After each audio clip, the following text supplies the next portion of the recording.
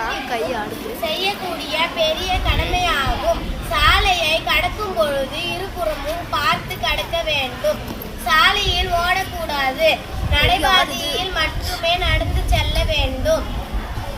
சாலையில் இடதுபுறத்தில் போட்டிருக்கும் வெள்ளை கோட்டுக்குள் நடக்க வேண்டும்.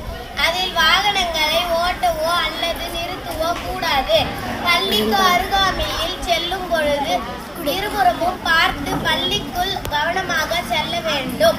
இருசக்கர வாகனங்களை 18 வயதிற்கு உட்பட்டோர்கள் ஓட்டக்கூடாது. அது சாலை விபத்தாக முடிந்துவிடும். சாலை விபத்துகளை தடுக்க விழிப்புணர்வாக இருக்க வேண்டும். சாலையை கடக்கும் பொழுது நேராக கடக்க வேண்டும். சாலை பாதுகாப்பு நம் உயிர் பாதுகாப்பு. நன்றி, வணக்கம்.